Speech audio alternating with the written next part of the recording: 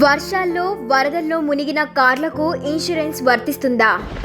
భారీ వర్షాలు వరదలు వాహనాల యజమానులకు కంటి మీద కునుకు లేకుండా చేస్తున్నాయి. ఎందుకంటే ఎడతెరపి లేకుండా కురుస్తున్న వర్షాలతో లోతట్టు ప్రాంతాలు పూర్తిగా జలమయమయ్యాయి. అదే సమయంలో అక్కడి ప్రాంతంలోని అపార్ట్మెంట్ సెల్లార్లో కానీ లేదా వీధుల్లో పార్క్ చేసి ఉన్న వాహనాలు కానీ వరద నీటిలో మునిగిపోతున్నాయి.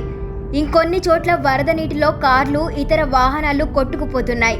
ఇలాంటి సందర్భాల్లో నీటి మునిగిన వాహనాల యజమానులు వాటిని నిస్సహాయంగా చూస్తూ ఉండిపోవడం తప్పించి మరేమీ చేయలేని పరిస్థితి.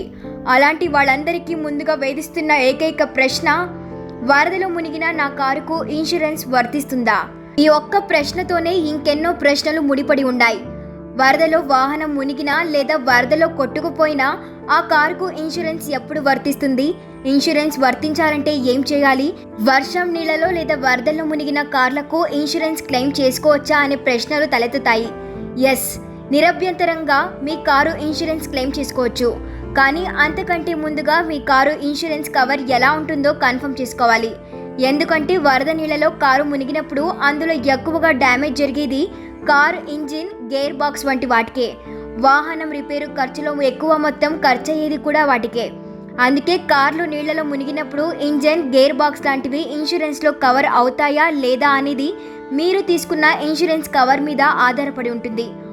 ఇక కాంప్రిహెన్సివ్ ఇన్సూరెన్స్తో పాటు ఇంజిన్ ప్రొటెక్షన్, జీరో డిప్రిసియేషన్ వంటి యాడెన్స్ను కూడా తీసుకున్న వాళ్ళకి మాత్రమే ఇలాంటి ఘటనల్లో కారు ఇన్సూరెన్స్ని ఇంజిన్ సహా అన్ని రకాల క్లెయిమ్లు చేసుకునేందుకు అవకాశం ఉంటుంది. ఇంకా వివరంగా చెప్పాలంటే engine protection add-on, zero depreciation లాంటి యాడన్స్ తీసుకోకుండా కేవలం కాంప్రిహెన్సివ్ మాత్రమే తీసుకున్న వాళ్ళకి ఇలా వరదల్లో మునిగిన ఘటనల్లో క్లెయిమ్ చేసుకునే అవకాశం ఉండదు. అసలు యాడన్స్ అంటే ఏంటంటే, కాంప్రిహెన్సివ్ ఇన్సూరెన్స్ కవర్ పరిధిలో రాని వాటిని కూడా క్లెయిమ్ చేసుకోవాలంటే వాటిని అదనంగా ఈ యాడన్స్ తీసుకోవాల్సి ఉంటుంది. ఒక్క ముక్కలో చెప్పాలంటే ఒక్కో అదనపు ప్రయోజనం కోసం ఒక్కో యాడన్ ఉంటుంది. అలా ఇన్సూరెన్స్ మార్కెట్లో చాలా రకాల యాడన్స్ అందుబాటులో ఉంటాయి. యాడన్స్ పెరిగే కొద్దీ ప్రీమియం ఛార్జ్ కూడా పెరుగుతుంది. ఎందుకంటే వాటి వల్ల కలిగే ప్రయోజనాలు కూడా అదే స్థాయిలో పెరుగుతాయి. Engine protection add-on.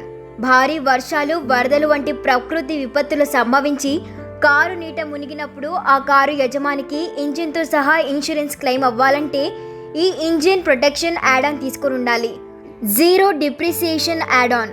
ఈ జీరో డిప్రిసియేషన్ అంటే ఉదాహరణకు ఏ కారు అయినా కొన్న తర్వాత సంవత్సరాలు గడుస్తున్న కొద్దీ ఏ సంవత్సరానికి ఆ సంవత్సరం ఆ కారు విలువ తగ్గిపోతూ ఉంటుంది. ఏదైనా అనుకోని ప్రమాదం జరిగినప్పుడు లేదా ఇంకేదైనా సమస్యతో క్లెయిమ్కి వెళ్ళినప్పుడు అలా తగ్గుతూ వచ్చిన కారు విలువ పైన ఇన్సూరెన్స్ క్లెయిమ్ లెక్కిస్తారు. అంతేకాదు అందులో సగం అంటే 50% మాత్రమే ఇన్సూరెన్స్ క్లెయిమ్ అవుతుంది. మిగతా 50% కారు యజమాని భరించాల్సి ఉంటుంది. కానీ ఒకవేళ మీరు జీరో డిప్రిసియేషన్ యాడాన్ తీసుకున్నట్లయితే ఆ కారు డిప్రిసియేషన్ వాల్యూని పరిగణంలోకి తీసుకోకుండా కారు రిపేరీకి అయ్యే మొత్తం అంటే 95% వరకు ఇన్సూరెన్స్ కంపెనీలే భరిస్తాయి. మిగతా 5% సాల్వేజ్ ఛార్జీల కింద కస్టమర్లకు ఛార్జ్ చేస్తారు. సాల్వేజ్ అంటే ఏదో ఒక విడి విభాగాన్ని రీప్లేస్ చేసేందుకు తీసుకునే ఛార్జ్ అన్నమాట. జీరో డిప్రిసియేషన్ అనేది కేవలం కార్ ప్లాస్టిక్, ఫైబర్ వీటి భాగాలకు మాత్రమే వర్తిస్తుంది అనే విషయం మర్చిపోవద్దు. కారు మొత్తం కవర్ అవ్వాలంటే కేవలం జీరో డిప్రిసియేషన్ యాడాన్ మాత్రమే సరిపోదు. అందుకోసం ఇంజిన్ ప్రొటెక్షన్ యాడాన్ కూడా తీసుకోవాల్సి ఉంటుంది.